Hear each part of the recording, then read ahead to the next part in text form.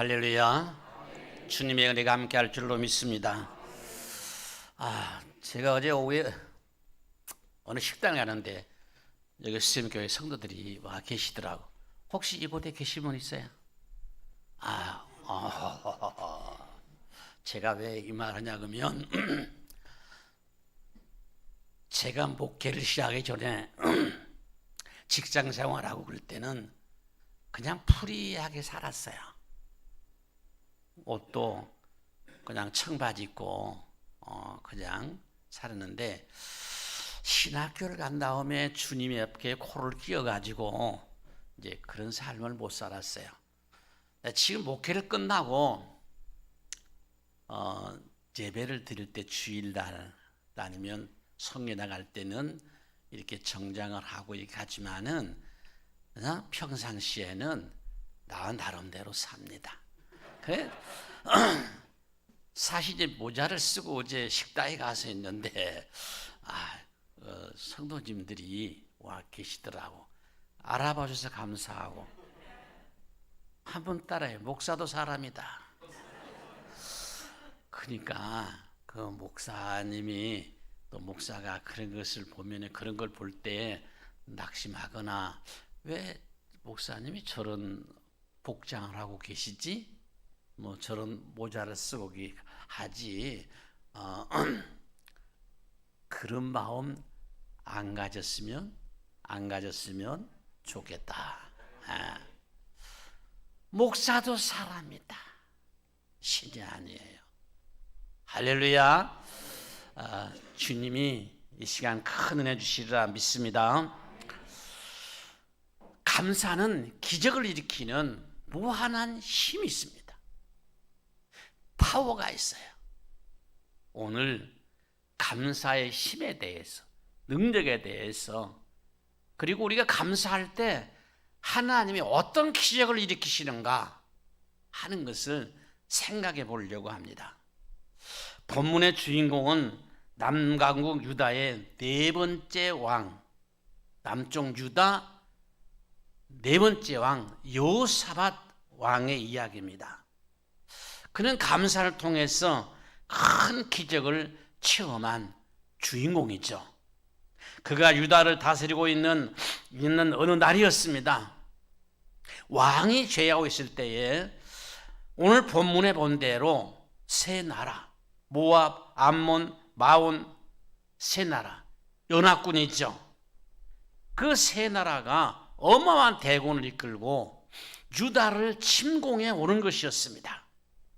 그 숫자가 어마어마하니까 어쩔 수가 없죠. 여호사 왕이 유다 나라의 군대 가지고는 도저히 어떻게 할 수가 없었습니다. 그렇게 되면 사람은 걱정하고 염려하고 두려워하게 되죠. 그런데 역대하 20장 1절에 보면 모압 자손과 암몬 사람들이 마온 사람들과 함께 와서 여호사밧을 치고자 한지라. 이런 상황에서 도저히 이길 수 없는 그런 위급한 상황에서 결단을 해야 되겠죠. 어떻게 주변에 있는 그런 나라들과 연합을 해서 같이 한번 전쟁을 해볼까? 아니면 두 손을 번쩍 들어서 뭐예요? 항복을 해볼까? 결단을 해야 되겠잖아요. 이런 결단의 순간에서 여호사밧 왕은 그런 조처 대신에 우리가 상상하지 못할 그런 결단과 결심을 했어요. 온 나라에 금식을 선포했습니다. 그리고 유다 백성들과 함께 예루살렘 성전들에 모여서 하나님 앞에 금식 기도를 했어요. 누가? 여호사밧 왕도 백성들도 성전들에서 뭘 했어요? 금식 기도를 했다는 거죠. 역대하 20장 3절 앞에 보면은 여호사밧이 백성 위에 금식을 공포하며 백성들에게 금식을 공포했다. 그때 하나님이 역사하셨어요. 할렐루야. 그때의 성령께서 임하셔서 오늘 본문 라헬이 나오죠. 라헬이라고 하는 네 사람에게 메시지를 주었어요. 그 내용이 15절 하반절입니다. 너희는 이 큰 무리로 말미암아 두려워하고 놀라지 말라. 이 전쟁은 너희에게 속한 것이 아니요 하나님께 속한 것이다. 그리고 17절 상반절 보면 이 전쟁에는 너희가 싸울 것이 없다. 대열을 이루고 서서 너희와 함께한 여호와가, 한번 따라하겠습니다. 너희와 함께한 여호와가 할렐루야 구원하는 것을 보라. 하나님이 구원하는 것을 보라. 다음날 일찍이 여호수아 왕은 유다 백성에 선포했습니다. 그 말씀이 20절 하반절인데, 유다와 예루살렘 주민들아 내 말을 들어라. 너희는 너희 하나님 여호와를 신뢰하라. 그리하면 경고히 선다. 너희 선지자를 신뢰하라. 그리하면 형통한다. 나라가 경고히 서고 그리고 형통한다. 하나님을 신뢰하고 그리고 선지자를 신뢰하라. 선지자는 오늘날로 말하면 누굴까요? 다음 주일에 첫 설교하는 목회자. 할렐루야. 여러분, 목회자를 신뢰해야 돼요. 그래야 은혜가 있어요. 물론 목회자도 신뢰하도록 목회를 해야 되겠죠. 그러나 성도들도 목회자를 신뢰해야 돼요. 어떤 말씀을 전하든지 하나님이 주의 사자를 통해서 나에게 주신 말씀이다. 이것을 신뢰해야 돼요. 이 여호수아 왕은 전날 야시를 통해 주신 하나님의 말씀을 믿고 그리고 하나님을 신뢰하라. 선지자를 신뢰하라. 그리고는 이상한 작전을 세웠어요. 일반적으로 적군과 싸울 때는 어떻습니까? 뭐 칼이나 창이나 이런 것을 든 여러분 마병들을 입수어 가지고는 전쟁에 나가도록 하죠. 그런데 본문에 보면 여호수아 왕은 일반적인 우리 상식과는 전혀 다른 준비를 하고 행했어요. 백성들과 의논한 후에 누구를 택했느냐? 노래하는 자들을 택했어요. 오늘 성경에 보면. 그리고는 거룩한 예복을 입히고 그리고 전쟁에 나가는 칼과 창, 마병을 드는 그런들을 보내지 않고 그들을 앞세우면서 찬양을 했어요. 놀라운 일이죠. 여러분 생각해 보세요. 구름대와 같이 적군들이 밀려 나오는데 태양에서 싸우는 것이 아니고 성가대, 오늘날로 말하면 성가대 가옷을 입혀가지고 거룩한 예복을 입혀가지고 여호와께 감사하세 하면서 찬양을 하고 나가겠다는 거죠. 연합군이 그것을 보고 어떻게 보겠어요? 어떤 생각이 듭니까? 누가 보아도 무모한 말도 안 되는 거지. 여러분 그 상황을 한번 쭉 생각해 보세요. 성경을, 근데 우리 구약 성경은 여러 가지 사건들이 많이 나오잖아요. 그런 것을 쭉 한번 생각해 보세요. 스토리, 요즘 뭐 스토리텔링 그런 말을 많이 쓰잖아요. 한번 스토리를 가만히 연상해 보세요. 얼마나 여호수아 왕은 하나님을 신뢰하고 선지자들을 신뢰하는데 그 어리석은 일을 하는가. 근데 21절 보세요. 백성과 더불어 의논했습니다. 그리고 노래 한 자를 섞였습니다. 거룩한 예복을 입혔습니다. 군대 앞에서 행진하며 여호와를 찬양하여 이르기를 여호와께 감사하세 그의 인자하심이 영원하도다 하게 하였더니. 여러분 성가대원들을 앞세워서 찬양하겠다. 찬양의 내용이 뭡니까? 여호와께 감사하세 그 인자하심이 영원함이로다. 찬양의 내용은 다름 아닌 감사로 하나님께 영광을 돌리는 찬양이었어요. 감사에는 세 종류가 있다고 그래요. 하나는 만일에 감사합니다. 이 감사는 조건적인 감사예요. 하나님, 내가 하는 사업이 잘 되면 하나님께 감사하겠습니다. 이 만일의 감사예요. 조건적인 감사죠. 근데 성도님들이 이 조건적인 감사를 한 70%인데요. 70%. 그리고 두 번째 감사가 때문에 감사라는 거죠. 다시 말하면 하나님, 내 아들이 손질을 보게 해주셔서 감사합니다. 뭐 수능고사 보는데 수능고사에서 좋은 점수를 맞아서 감사합니다. 그 때문에 감사한 거죠. 이 감사가 오늘날 성도들은 한 20%인데요. 이게 90%는 조건적인 감사, 하나는 때문에 감사해요. 그 세 번째 감사는 그럼에도 불구하고 감사하는 건데 이것이 한 10% 정도는 다 그래요. 이것이 진정한 감사인데 하나님, 예를 들면 내 사업이 부도가 났음에도 불구하고 내가 몸이 아픔에도 불구하고 내 자녀가 서울대학교 들어가려고 그러는데 이번에 어떻게 됐음에도 불구하고 감사한다는 거죠.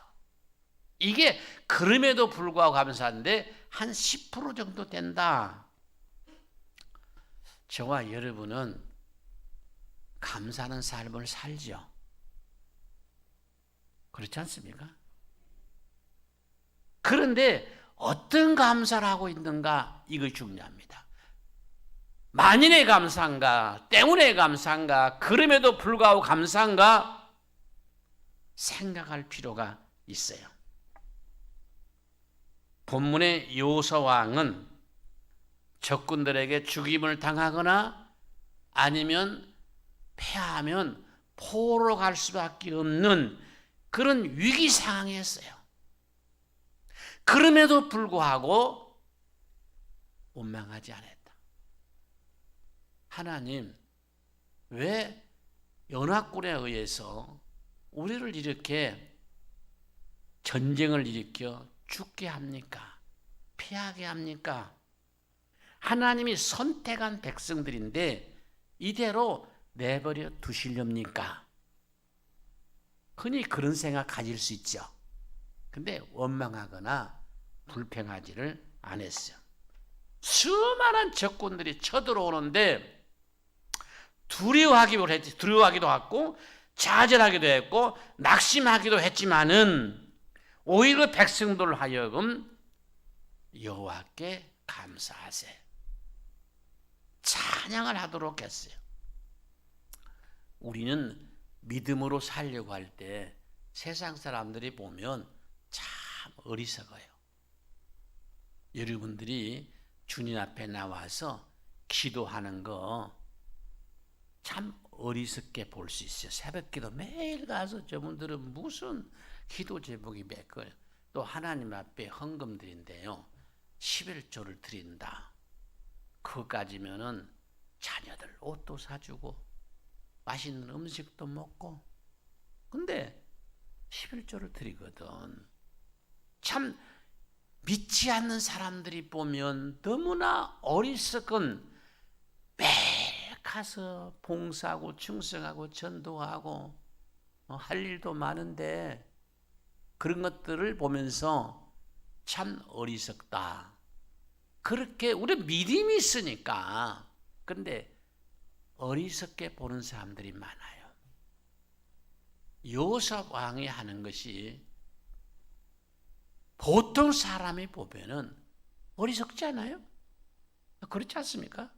난 성경을 보면서 이렇게 어리석구나. 근데 믿음으로 하나님의 뜻대로 살려고 할 때 우리를 보는 믿지 않은 사람들이 참 어리석게 보는 경우가 많겠다. 근데 믿지 않은 사람들이 그런 말을 할 때에 여러분 시험 들지 않기를 바랍니다. 같이 박수 치지 않기를 바랍니다. 근데 언제 꼭 그러냐? 우리가 어려움이 당하고 또 시험이 오고 힘들 때 꼭 그때가 기회로 표착해서 믿지 않는 사람들이 와서 옆구리를 찐다면 봐봐. 하나님 믿어도 소용없지 않아. 뭐 맨날 11조 드려보고 가서 기도해봐도 이렇게 어렵게 살지 않아. 뭐 되는 건 뭐가 있어? 그것이 위기요. 그때 넘어간 사람들이 너무너무 많아. 한번 따라해요. 이것이 신앙의 고비다. 이 고비를 넘겨야 돼요. 학생도 고비가 있어요. 사업에도 고비가 있어요. 할렐루야. 나만 장군도 고비가 있었어요. 7번 모욕을 하겠는데 6번 모욕에도 아무 흔적이 없어. 그때 다 낙심해요. 요단이가 7번 모욕해라. 근데 7번 모욕했더니 어린 나이에 살기까지 깨끗이 나았더라. 6번에서 7번, 한 번 모욕이죠. 근데 그 앞에는 6번 모욕이 있었다는 거예요. 5번 모욕이 있었어요. 그 과정이 있었어요. 제가 말씀드린 것은 모든 것은 다 고비가 있다. 목회에도 고비가 있다. 여러분 신앙생활에도 고비가 있다. 그 고비를 넘겨야 된다. 할렐루야. 자, 22절입니다. 그 노래와 찬송이 시작될 때에 이 말이 중요합니다. 그 노래와 찬송이 시작될 때 여호와께서 복병을 두어 유다를 치러온 암몬 자손과 모압과 세산 주민들을 치게 하심으로 그들이 패했다. 누가? 연합군이 패했다는 거예요. 놀라운 일입니다. 복병을 두어서 적군인 연합군을 치게 하심으로, 그러니까 여러분 어떻게 된 상황인지 그들이 진멸해 버렸어요. 이건 하나님이 하신 일이에요. 자중질환이 일어났든지 복병을 더 쳤든지 유다 백성들은 칼 하나 쓰지 아니하고 창 하나 쓰지 아니하고 군대 한 사람 죽지 아니하고 그 전쟁에서 패했다, 승리했다, 승리했잖아요. 전쟁은 하나님께 속한 것이다 그랬어요. 근데 여기서 제가 강조하는 것은 언제 그러한 일이 일어났는가? 22절 상반절에 그 답이 뭡니까? 그 노래와 찬송이 시작될 때에, 다시 말하면 유다 백성들이 감사하며 찬양을 드리기 시작할 때에 하나님께서 역사했다는 거예요. 마음만 먹고 있을 때 하나님이 역사한 것이 아니고, 내가 하나님 앞에 11조를 드려야 되겠다 그 마음 먹었을 때 하나님이 역사하는 것이 아니고, 드렸을 때, 감사금을 드렸을 때, 할렐루야. 어떤 분은 그래요. 야, 내가 하나님 앞에 감사금도 하고 11조도 하고, 내가 이러니까 설교가 좀, 이 교회가 좀 길어졌어. 저희 교회에서는 그냥 딱딱딱 그냥 FM으로 합니다. 근데 생각이 나요. 근데 뭐냐면 이런 분들이 있어. 하나님 앞에 11조도 감사했는데 그 돈이 잘 쓰여지냐? 아이고 어려운 교회들이 얼마나 많이 있냐? 11조를 좀 바이라 떼가지고 저 농촌교회 도와줘야 되겠다. 그래가 11조를 땅에 보는 분도 있어. 잘 알았어요. 11조는 본교에 드려야 되고, 아멘 아멘. 농어촌교회 도우려면 특별헌금을 해갖고 도와야 돼. 또 한 가지, 내가 하나님 앞에 드릴 때 이미 하나님은 받으셔버려요. 그 돈이 어디가 쓰여진가? 좋은 데 쓰여지면 참 좋은데, 재정부에서나 당회원들이나 모든 분들이 잘 예산을 집행해가지고 좋은 데 쓴 건 당연한데, 그러나 혹시 내 마음에 들지 않게 그 헌물이 쓰였달지라도 나는 드리는 순간, 이 헌금함에 넣는 순간 하나님은 받아실 분인 거예요. 이미 복을 줘버린 거예요. 어떻게 쓰여지 관계없어요. 그러니까 헌금하면서 시험 들면 된다 안 된다? 안 된다. 이것이 확실해야 됩니다. 여러분, 왜 11조를 본교에 드려야 되냐? 여러분, 아니 서울대 다니면서 연세대에 학비 됩니까? 아니잖아요. 본교의 재정이 얼마든지 어렵든지 넘치든지 11조 주정헌금은 본교에 드려야 돼요. 물론 뭐 감사헌금은 농촌교회 가면 할 수도 있고 막 그래요. 특별헌금도 어느 교회 건축금도 해주시고 그래요. 할렐루야. 두 가지 헌금은 반드시 본교에 드려야 된다. 이게 확고해야 돼요. 우리 습교회는 11조가 넘치는 교회가 되기를 바랍니다. 할렐루야. 그것이 축복받는 비결이다.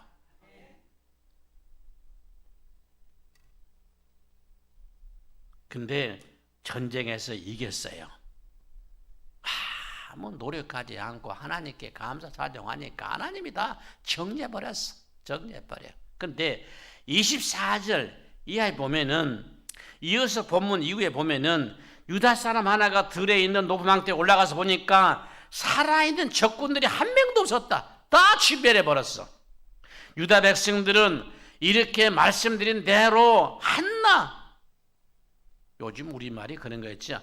손 안 대고 코 푼다. 그런 전쟁에서 이겼어요. 완벽한 승리요. 그리고는 적군들이 남겨놓은 물건을 우리가 오늘 성경 뒤에 쭉 보면은요, 여러분 25절 나와 있잖아요. 적군들이 남겨놓은 보물들이 있었는데 그거를 사흘 동안이나 거두었어. 사흘 동안 모아야 할 정도로 엄청난 승리를 거뒀어. 전리품이잖아요. 25절에. 사랑하는 여러분, 감사는 기적을 일으킵니다. 저는 이걸 보고 설교 제목, 감사는 이런 기적을 일으키는구나. 세상에 네 종류의 사람이 있다 그래요. 받은 은혜를 잊어버린 사람이 있어요. 그래서 무슨 말이냐? 모든 사람은 은혜는 물에 새기고 원수는 돌에 새긴다. 근데 우리는 믿는 사람들은 은혜를 돌에 새겨야 돼요. 은혜를 잊어버린 사람이 있어. 둘째로 받은 은혜를 배반한 사람이 있어요. 더 나쁜 사람이지. 셋째로 받은 은혜를 감사하는 사람이 있어요. 넷째로 지금 받지 못했지만 앞으로 받을 것을 믿고 감사드린 분들이 있어요. 여러분, 우리는 받은 은혜를 감사하는 사람이 돼야 되고, 또 앞으로 하나님께서 은혜와 복을 주실 줄로 믿고 감사하는 사람이 돼야 됩니다. 두 가지. 아직까지 응답이 된 것이 아니에요. 그런데 하나님께서 응답해 주고 문제를 해결해 줄 줄로 믿고 감사를 해요. 요한복음 11장 41절을 보면, 돌을 옮겨 놓으니 예수께서 눈을 들어 우러보시고 이르시되 아버지여 내 말을 들으신 것을 감사나이다. 이 기도는 예수님께서 나사로의 무덤 앞에서 드린 기도예요. 썩어서 냄새가 나, 사흘이 지나 썩어서 냄새가 난 무덤 속에 있는 나사로를 하고 돌을 옮겨 놓으라 그랬죠. 예수님께서 돌아 옮겨라 하는데 그렇지 않고 사람이 할 수 있는 것은 예수님이 안 해. 사람으로 하여금 돌을 옮겨 놓으라. 근데 사람을 살리는 건 사람이 못해. 돌을 옮겨 놓으라 하게 옮겨 놓았어요. 그리고 앞에서 기도했는데 어떤 기도냐?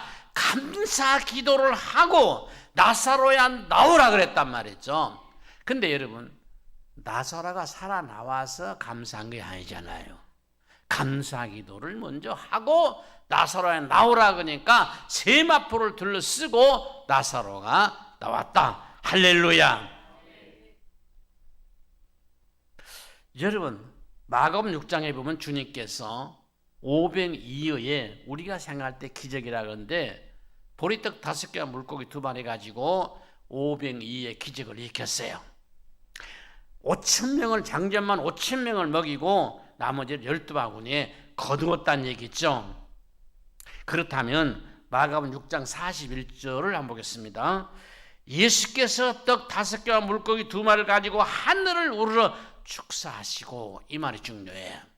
하늘을 우러러 축사하시고 떡을 떼어 제자에게 주어 사람들에게 나누어 주게 하시니 물고기 2마리도 모든 사람에게 나누심에, 여기에 축사하셨다는 말은 하나님 앞에 감사했다는 거예요. 축사, 감사기도했다는 건데, 그러니까 이렇게 5,000명이 먹고 난 다음에 예수님이 기도드린 게 아니고 보리떡 5개와 물고기 2마리 가지고 하나님 앞에 축사한 다음에 떼어 주었다. 그런데 장제만 5,000명, 성사자들은 어린아이와 여자들까지 하면 한 2만 명이 먹었다. 그리고 12바구니를 거두었다. 감사기도 드렸다는 것이 중요해요. 감사는 문제를 해결하는 놀라운 힘이 있습니다. 감사는 기적을 일으킵니다. 그뿐만 아니라 건강에는 감사가 건강해 하는 놀라운 힘이 있습니다. 감사는 사람들이 원망하고 불평한 사람보다 감사하는 사람이 훨씬 건강하고, 또 감사하는 사람이 훨씬 오래 살고, 할렐루야, 훨씬 오래 산대요. 봉사하고 헌신한 사람 교회에서 어떤 사람이냐? 물론 원망하고 불평한 사람도 봉사합니다. 그런 사람들은 오래가지 못하고 그런 사람들은 하나님께 영광해야 한대요. 교회에서 진짜 헌신하고 봉사하고 전도하는 사람들은 어떤 사람이냐? 감사하는 사람들이에요. 하나님의 은혜에 감사하는 사람들, 예수님 때문에 감사한 사람들이 다 봉사하고 충성하고 헌신한다는 거죠. 어떤 사람들이 순교합니까? 감사한 사람들이 순교하죠. 하나님을 원망한 사람들이 주님을 위해 순교하겠습니까? 절대 아니에요. 감사한 사람이에요. 감사는 교회를 부흥하게 하고, 감사는 인간관계를 화목하게 하고 원활하게 하고, 감사는 기적을 일으킨단 말이죠. 그런 가운데 하나님은 역사하시는 하나님이십니다. 여러분, 감사를 드리는 사람에게 하나님께서 은혜를 베풀어 주십니다. 믿습니까? 시편 50편 23절입니다. 감사로 제사를 드린 자가 나를 영화롭게 하느니, 감사로 제사를 드려야 하나님이 영광을 받으신다. 그 행위를 옳게 하는 자에게 하나님이 구원을 보인다. 하나님을 영화롭게 하고 구원을 보이시는 분은 하나님인데, 그 하나님을 영화롭게 하고 구원을 이루신 분을, 근데 오늘 감사할 때 그런 역사가 일어나는 거죠. 감사는 이만큼 중요합니다. 감사는 하나님과 나관계와 인간관계의 윤활유와 같습니다. 데살로니가전서 5장 17절에 보면 범사에 감사해라, 이것이 하나님의 뜻이다 그랬어요. 여러분, 범사에 감사를 할 수 있는 사람이 어떤 사람일까요? 예수님 때문에 감사한 사람입니다. 나 때문에 감사한다, 너 때문에 감사한다, 사업 때문에 감사한다, 자녀 때문에 감사한다, 어떤 상황 때문에 감사한다, 이런 것은 범사에 감사할 수가 없어요. 예수님의 은혜 때문에, 예수님 때문에 감사한 사람이 변함없이 범사에 감사할 수 있습니다. 감사하는 것이 하나님의 뜻이요, 사랑하는 여러분, 종은 울려야 종입니다. 바꿔 말하면 감사는 표현이 될 때 감사합니다. 제가 말씀드렸잖아요. 표현이 돼야 돼. 사랑도 표현이 돼야 사랑입니다. 그러니까 아내를 사랑하면 사랑합니다 라고 말해야 사랑이에요. 그리고 사랑의 증거로 뭘 증표가 있어야 사랑이에요. 이게 표현이 될 때 사랑이지 표현이 되지 않는 것은 효력도 없어요.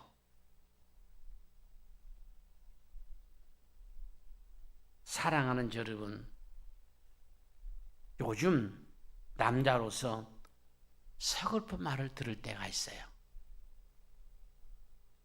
좀 이해하세요. 내가 이걸 읽어봤어요. 남편을 집에 두면 근심덩어리, 데리고 나가면 짐덩어리, 마주 앉아있으면 왼수덩어리, 혼자 내보내면 사고덩어리, 며느리에게 맡기면 구박덩어리. 왜 남자들이, 남편들이 이 지경이 됐습니까? 저는 이 말을 생각해 보면서 왜 이랬을까? 딱 한마디로 요약한다면 뭐 때문에? 그냥 메시지의 흐름이요. 사랑하는 아내에게 감사하지 않기 때문에. 저는 그렇게 생각해요. 그리고 제가 좀 인생을 좀 살았잖아요. 그렇게 보입니까? 좀 안 살았죠. 은퇴까지 했으니까. 좀 살았지. 근데 젊었을 때가 언젠가는 모르겠지만 젊었을 때는 아내들이 제일 좋아한 말이 뭐냐? 뭘까요? 사랑합니다. 그 말을 제일 좋아해요. 근데 지금은 아내들이 뭔 말을 좋아할까요? 아니, 솔직히 말하면 젊었을 때는 같은 막 많이 쓰는데 지금 딴 방도 썩을잖아요. 따로국밥. 그런 상황에서 사랑한다는 말이 좀 어색하지 않을까요? 그 사랑한다는 말은 그래도 뭐 이렇게 한번 포옹을 한다든지 그렇잖아요. 근데 지금은 아내들이 나쯤 나이가 되면 사랑합니다 그 말보다도 감사합니다 그 말을 더 좋아해요. 살아봐요. 나는 살아봤다. 니는 살아봤냐? 나는 여러분들 세대를 살아봤어요. 나보다 나이 드시면 말고. 근데 여러분은 나 세대를 살아봤어요. 지금은 아침밥을 먹고도 감사하다. 제가 음식을 놓고 내 아내와 밥을 먹으면서 한 번도 지금 불평한 적이 없어요. 왜? 당연히 어떻게 이렇게 이걸 반찬이라고 생각해놨어? 그런 말 해본 적이 없어요. 이유는 뭔지 아십니까? 그렇죠. 식사하기 전에 감사 기도를 하거든. 감사 기도 해놓고 무슨 불평을 합니까? 그거 잘못된 거지. 콩나물 하나도 감사합니다. 김치 하나도 감사합니다. 하나님. 이게 기도해놓고 무슨 불평을 해. 그러니까 꼭 여러분들이 식탁 앞에서는 뭘 해야 된다? 감사 기도를 해야 돼. 둘이 살면은 오늘은 당신이 하세요. 내일은 나게 할게요. 서로 감사 기도를 하는 거죠. 저는 사랑합니다 그 말보다는 살아갈수록 감사합니다. 이것이 하나님과 나 관계에서 내와 이웃 관계에서 대단히 중요한 활력소요 윤활유다. 강력한 힘이 있다. 사랑하는 여러분, 없는 것 때문에 불평하거나 약한 것 때문에 고민하거나 어렵고 힘든 환경에서 낙심하거나 차별하지 마세요. 이미 지나간 거 안타까워하지 마세요. 감사하면서 사세요. 감사는 기적을 일으킵니다. 강고에 나갔는데 다음 주일은 무슨 주일로 지킵니까? 추수감사주일을 맞이해서 잃었던 감사를 회복하는 기회가 됐으면 좋겠습니다. 잃었던 감사 회복한다. 그리고 주보에 보면 다음 주일에 담임 목사님 환영 예배, 새로 청빈된 제1의 담임 목사님 늘 감사하면서 신앙생활하세요. 어떤 말씀이 선포되든지 감사하면 기적을 일으킵니다. 새로운 목사님이 수많은 우리나라의 통합직 목회자 중에 그 한 분이 선택됐다는 것은 저는 기적이다. 그리고 한 마디 더 붙이면 대박이다. 대박. 오신 분도 대박이고 수많은 교회 중에서 말이죠. 수많은 목회자 중에서 말이죠. 그분이 선택다. 여러분도 수많은 교회 중에서 주섬교 신앙생활한 것이 얼마나 감사합니까? 목회자도 마찬가지요. 저는 한 3개월 동안 이 교회에 와서 여러분과 같이 신앙생활 했는데요. 참 감사해요. 아멘, 아멘, 아멘. 아멘. 감사해요. 새로운 목사님이 이 교회에 부임한 것은 대박이고 감사하면서 신앙생활을 해야 됩니다.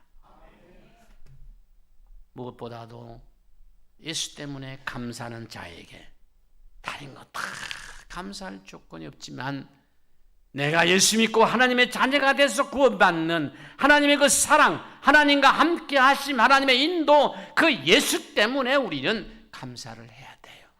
그럴 때 기적이 나타나요.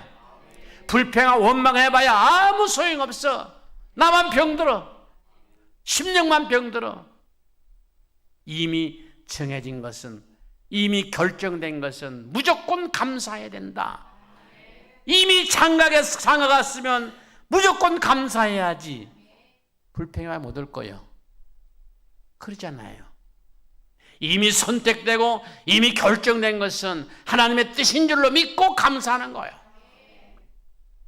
주선교회 성도님들이 범사에 예수님 때문에 감사함으로 앞으로의 늘 기적을 체험하는 여러분들이 되시기를 주의 이름으로 축원합니다.